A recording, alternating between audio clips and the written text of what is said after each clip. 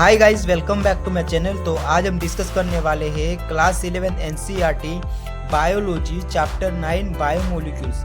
ये chapter NEET के exam के लिए बहुत ही वेटेज रखता है। तो गाइस, यहाँ पे मैं सारे के सारे important point, important topic highlight करके लाया हूँ ताकि आप इस चैप्टर को कम से कम समय में रिवाइज कर सके।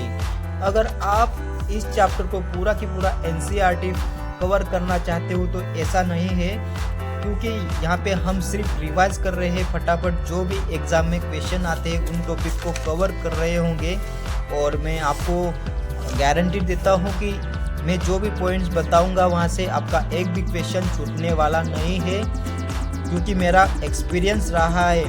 तो चलो गाइस, स्टार्ट करेंगे। यहाँ पे कुछ कंपैरिजन है एलिमेंट्स के बारे में, non living and living matters में। तो हाइड्रोजन अर्थ में कितना होता है 0.40% और ह्यूमन बॉडी में 0.5%। कार्बन डाइऑक्साइड कितना होता है अर्थ में 0.03% होता है और ह्यूमन बॉडी में 18.5% होता है। ऑक्सीजन कितना होता है अर्थ क्रस्ट में 46.6 और ह्यूमन बॉडी में 65.0%। नाइट्रोजन अर्थ क्रस्ट में लिटल, वेरी लिटल होता है और ह्यूमन बॉडी में 3.3% ह्यूमंस नाइट्रोजन प्रोड्यूस करते हैं। सल्फर कितना होता है अर्थ क्रस्ट में? सल्फर होता है 0.03% और ह्यूमन बॉडी में 0.3%। सोडियम कितना होता है अर्थ क्रस्ट में? 2.8 और ह्यूमंस बॉडी में 0.2%। कैल्शियम कितना होता है अर्थ क्रस्ट में? 3.6% और ह्यूमंस बॉडी में 1.5%। मैग्नीशियम कितना होता है अर्थ में? 2.1%, ह्यूमन बॉडी में 0.1%। सिलिकॉन कितना होता है अर्थ में? 27.7 और ह्यूमन बॉडी में नेग्लिजिबल होता है। नेक्स्ट, आरएच ग्रुपिंग के बारे में बात करेंगे। आरएच ग्रुप है यहाँ पे proteinaceous amino acid could be hydrogen. The amino acid is glycine, methyl group alanine, hydroxy methyl serine. और यहाँ पे कुछ केमिकल एंड फिजिकल प्रॉपर्टी, जैसे कि आपका अमीनो एसिड है और कुछ कार्बोक्सिलिक ग्रुप है, फंक्शनल ग्रुप्स है। तो बेसेट होते हैं ये amino acid and carboxylic group में। तो यहाँ पे 3 एसिड होते हैं, जैसे कि glutamic acid, basic, lysine and natural valine amino acid. और सिमिलरली एरोमेटिक में क्या क्या होता है? एरोमेटिक अमीनो एसिड में ट्राइरोसाइन, फेनाइलएलानाइन, ट्राप्टोफेन, ये सारे एरोमेटिक अमीनो एसिड में आते हैं। और particular property of amino acid is the ionisable in nature of NH2 and COOH group. ये आपका ज्विटर आयन का फॉर्मूला है, आपको ये याद रखना है, एग्जाम में पूछा जा सकता है। ये सारे के सारे फॉर्मूले आपको लिख के याद रखना है, क्योंकि इस फॉर्मूले में से एक फॉर्मूला तो आ ही जाता है नीट के एग्जाम में, जैसे कि ग्लाइसिन हो गया, एलेनाइन हो गया, सेराइन हो गया। ये अमीनो एसिड ग्रुप है और ये कार्बोहाइड्रेट है। राइबोज एंड ग्लूकोज ये कार्बोहाइड्रेट है। और ये fatty acid and palmitic acid का फॉर्मूला याद रखना है। ग्लिसरॉल का फॉर्मूला कैसा है, ये आपको सारा जो दिख रहा है आपको ये सारा लिख के याद रखना है, ताकि इससे एक क्वेश्चन तो जरूर आता है। नेक्स्ट टॉपिक है हमारा प्राइमरी एंड सेकेंडरी मेटाबोलाइट। ये वेरी इंपॉर्टेंट टॉपिक है, क्योंकि यहाँ से एक क्वेश्चन जरूर आता है। तो यहाँ पे हम एनालिसिस करते हैं plant, fungals and microbial cells को। तो यहाँ पे प्राइमरी मेटाबोलाइट कौन कौन से? Primary metabolite alkaloid, flavonoid, rubbers, essential oils, antibiotics और coloured, pigments, net, gums and species. ये क्या है आपके secondary metabolite. Secondary metabolite in the host organism useful to humans, जैसे कि हमारे ह्यूमंस थिंग्स को यूजफुल कौन कौन से मेटाबोलाइट होते हैं? रबर्स, ये हम यूज करते हैं। ड्रग्स, स्पाइसिस, स्नेट एंड पिगमेंट्स, ये हमें यूजफुल होते हैं। Next again secondary metabolites, pigments कौन कौन से होते हैं? केराटिनॉइड एंड एंथोसाइनिन्स। अल्कोलॉइड क्या होता है? मॉर्फाइन, कोडाइन। टेर्पेनॉइड क्या क्या है? मोनोटेर्पेनॉइड, डाइटेर्पेनॉइड्स। इसेंशियल ऑयल्स, जैसे कि लेमन हो गया, ग्रास सेस ऑयल हो गया। टॉक्सिन्स क्या क्या है? Urban and Richin. लेक्टिन क्या है? कॉन्काक्वेलिन ए। ड्रग कौन कौन से होते हैं सेकेंडरी मेटाबोलाइट के द्वारा पाए जाने वाले? Drugs, vinblastine and curcumins. Polymeric substance, जैसे कि हमारे ह्यूमन बींग्स को यूजफुल होते हैं, rubber, gums and cellulose. Next topic है biomacromolecules, compound found in the acid soluble pool. molecular weightage ranging from the 18 Dalton around 8,000 Daltons 800 Daltons day approximately. Acid insoluble frictions, तो acid insoluble friction 4 types of organic compounds protein, nucleic acid, polysaccharide and lipid से आपका acid insoluble friction produce होता है. और water solubles cell membrane and other membranes are broken into pieces and from vesicles which are not water soluble. तो ये क्या है, water में सोल्यूबल नहीं होते हैं. और यहाँ पे हमारा जो लिपिड होता है वो नॉट स्ट्रिक्टली मैक्रोमोलिक्यूल्स है. अगेंस्ट वेरी इंपॉर्टेंट टॉपिक, यहाँ से सीक्वेंस के फॉर्म में आपको क्वेश्चन कभी कभार देखने मिल जाता है. वाटर कितना परसेंटेज होता है, तो वाटर 70 to 90% होता है. प्रोटीन कितना परसेंट होता है, 10 to 15%. और carbohydrate 3%, lipid 2%, nucleic acid 5 to 7%, iron 1%. Next topic हमारा है प्रोटीन. प्रोटीन क्या है, पॉलीपेप्टाइड चेन से बना हुआ है. लीनियर चेन होती है अमीनो एसिड की और ये लिंक करता है पेप्टाइड बाउंड से. Each protein is polymer of amino acid.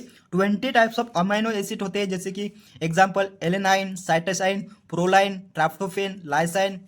Proteins is a heteropolymers. तो प्रोटीन क्या है, हेट्रोपोलीमर्स है, नॉट होमोपोलीमर्स. तो प्रोटीन होमोपोलीमर्स नहीं है, हेट्रोपोलीमर्स है. Homopolymers has only one type of monomers. Homopolymer के पास only one type of monomers होता है. यहाँ पे कुछ डाइटरी प्रोटीन है, जैसे कि ये सोर्स होते हैं अमाइनो एसिड के. Some fight infection organisms are hormones enzymes. ये कुछ प्रोटीन जो है हमारे बॉडी में जब इन्फेक्शन वगैरह हो जाते हो तो फाइट करने के लिए यह होते हैं, रिस्पॉन्सिबल होते हैं. ये अगेन वेरी इंपॉर्टेंट टेबल है बायोमोलिक्यूल का. यहाँ से क्वेश्चन आते हैं नीट के एग्जाम में. Some protein and their function. Collagen intracellular ground substance. Trypsin क्या है, ट्रैप्सिन एंजाइम है. इंसुलिन क्या है, इंसुलिन हार्मोन है. एंटीबॉडी फाइट करते हैं इन्फेक्शन अगेंस्ट. रिसेप्टर कौन कौन से प्रेजेंट होते हैं, सेंसरी रिसेप्टर होते हैं. स्मेल, टेस्ट एंड हॉर्मोन्स, इसके रिसेप्टर हमें देखने मिलते हैं हमारी बॉडी में. ग्लूट4 क्या है, enable glucose transfer into cell. Collagen most abundant protein है हमारे वर्ल्ड्स में. और rubisco ribulose bisphosphate carboxylase oxygenase rubisco, ये मोस्ट अबंडेंट प्रोटीन है वर्ल्ड बायोस्फीयर में, सारे विश्व में ये मोस्ट अबंडेंट प्रोटीन है रूबिस्को. तो ये आपको याद रखना है. ये स्टेटमेंट वाइज आपको क्वेश्चन पूछ सकता है और आया है पिछले साल में, तो आप इसको याद रखना है. पॉलीसेकेराइड एसिड इंसोल्यूबल होते हैं. Polysaccharide are long chain of the sugar. Polysaccharide long chain of the sugar की होती है.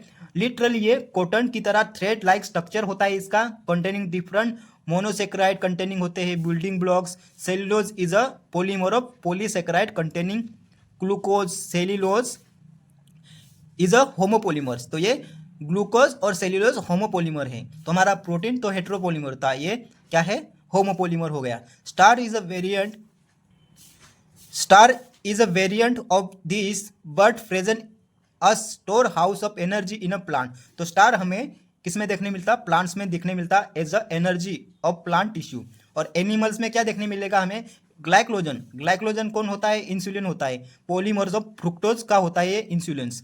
पॉलीसेकेराइड चेन्स से glycogens. Right end is called the reducing and left end is called the non reducing.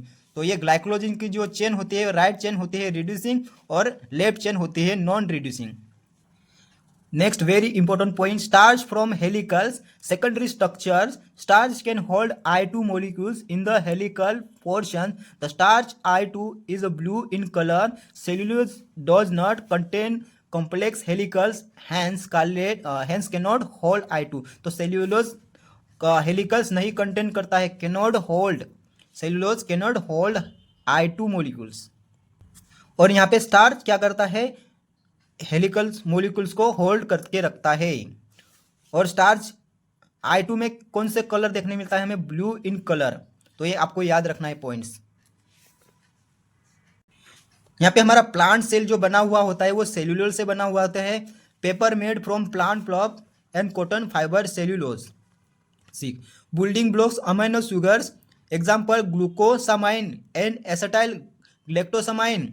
Exoskeleton of arthropoda. तो exoskeleton of arthropoda हमारे polysaccharide and chitin से बना हुआ होता है। आपको ये याद रखना है कि एक्सोस्केलेटन आर्थ्रोपोडा का कैसे बना हुआ है, तो पॉलीसेकेराइड एंड काइटिन से बना हुआ होता है।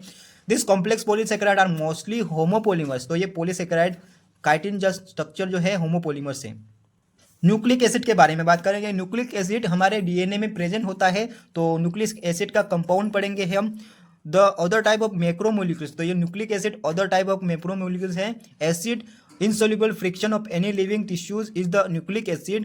Polynucleotides together with the polysaccharide and polypeptide. Three-dimensional structure. One is the heterocyclic compound, the second monosaccharide, third phosphoric acid or phosphate. Heterocyclic compound acid are nitrogenous base named adenine, guanine, uracil, cytosine, thymidine, adenine and guanine, and substitutes purines, while the rest are substituted pyrimidine.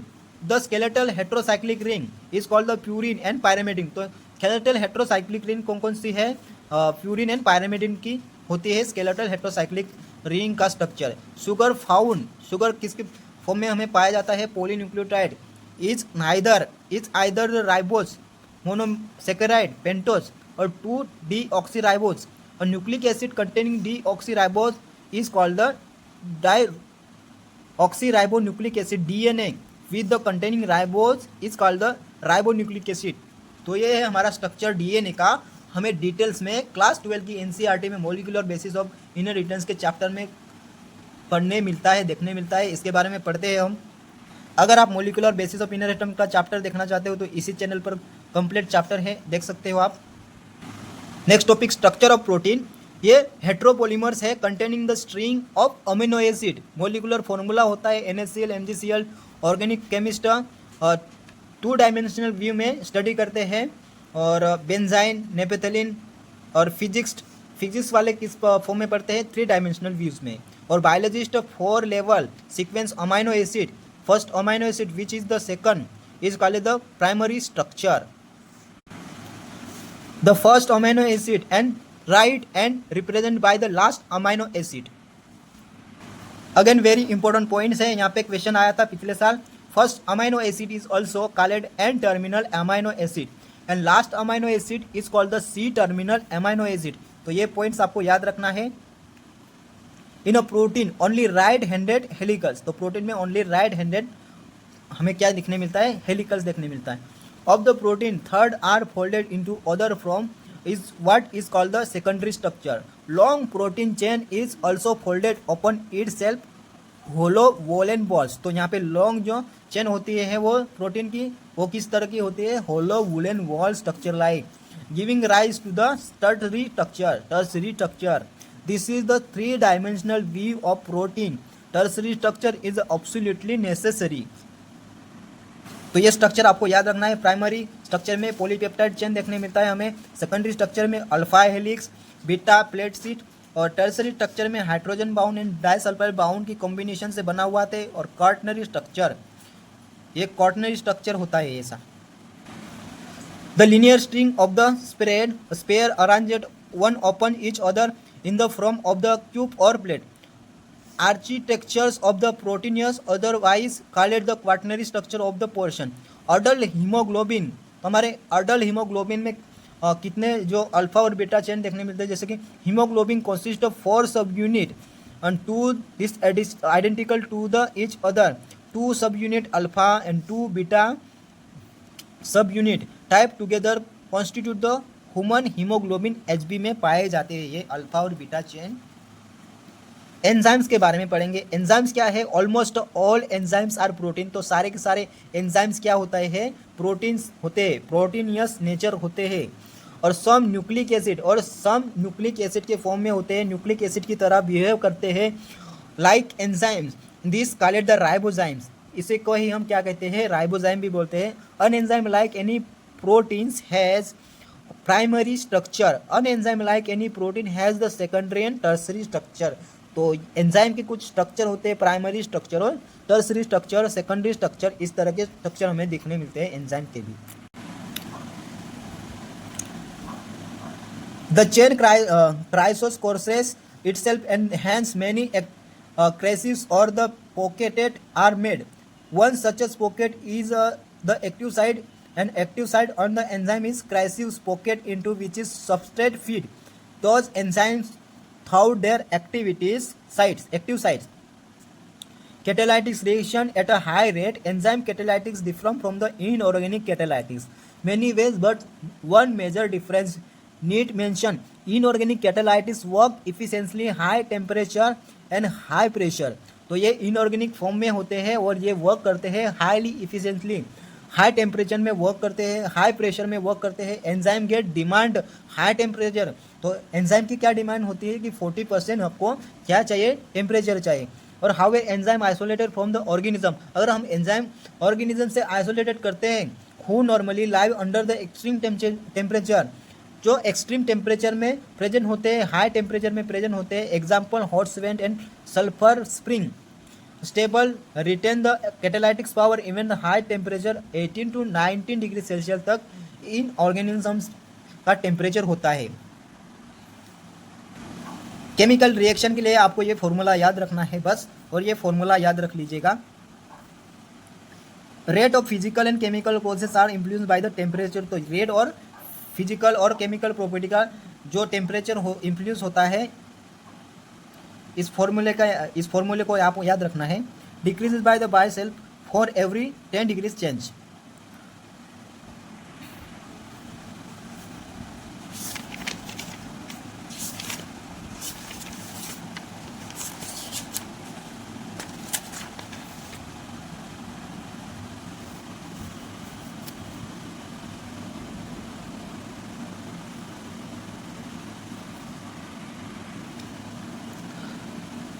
Two 200 molecule of SCO3 beginning format in hours by using the enzyme present within the cytoplasms called the carbonic anhydrate. 6000 molecules being formed every second and reaction rate by the about 10 million time. तो ये आपको ये formula याद रखना है. Glucose pyruvic acid, ये आपको याद रखना है. इन द और अवर स्केलेटल मसल, हमारे स्केलेटल मसल में अंडर द एरोबिक कंडीशन में लैक्टिक एसिड फॉर्मेट होता है. अंडर नॉर्मल एरोबिक कंडीशन में pyruvic acid formate in yeast. Pyruvic acid किस में फॉर्म होता है, ईस्ट में. ड्यूरिंग द फर्मेंटेशन करता है, ये फर्मेंटेशन करता है. प्रोड्यूसिंग इथेनॉल, ये प्रोड्यूस करता है इथेनॉल एंड अल्कोहल. ये एक्टिवेशन एनर्जी का ग्राफ है. ये ग्राफ वेरी इंपॉर्टेंट है, आपको केमिस्ट्री के बुक्स में भी देखने मिल जाता है, केमिकल काइनेटिक्स में. तो आप इसको मिस मत करना. तो चलो स्टार्ट करेंगे इसको. वाई एक्सिस क्या रिप्रेजेंट करता है, इसका रिप्रेजेंट द पोटेंशियल एनर्जी. ये Y axis potential energy represent करता है. एक एक्सिस क्या रिप्रेजेंट करता है, एक एक्सिस रिप्रेजेंट करता है the progression of the structural transformation और state through the transition state. P is a lower. तो ये यहाँ पे P दिया गया है, वो क्या डिसाइड करता है, ये P is a lower level and S reactions is exothermic reaction. तो ये एक्सोथर्मिक रिएक्शन हो रही है S वाले में. S has to the through much higher energy state transition state. S from the this transition state is called the activation energy. यहाँ पे activation energy हो रही है. Enzyme eventually bring down the energy. Enzyme क्या करते हैं कि सारे की सारी जो एनर्जी होती है उसको डाउन कर देते हैं. Barrier making the transition S and P more easy. तो ये आपको ग्राफ याद रखना है. ये वाला दर्शाता है activation energy without enzymes. Activation energy with enzyme, तो ये विथ एंजाइम है और ये विदाउट एंजाइम है activation energy.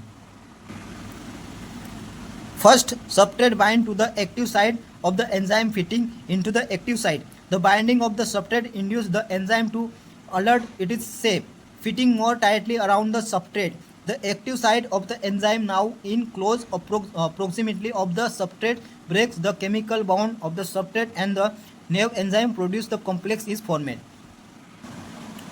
Factor affecting enzymes.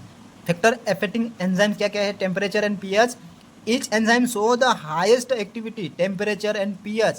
Called optimum temperature and optimum pH.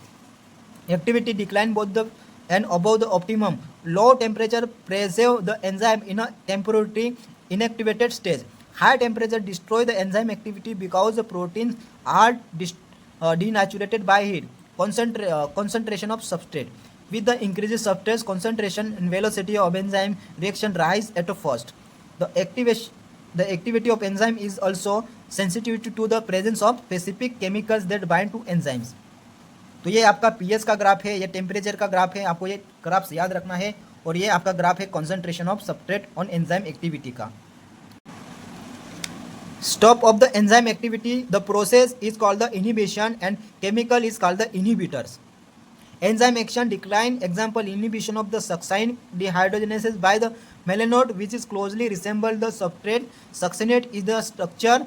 Such competitive inhibitors are often used in the control the bacterial pathogens. Classification and nomenclature of enzymes. Enzymes are divided into 6 classes each with the 4 and 13 subclasses and named according to the 4-digit number. इस तरह के हमारे enzymes क्या है divide करे गए हैं।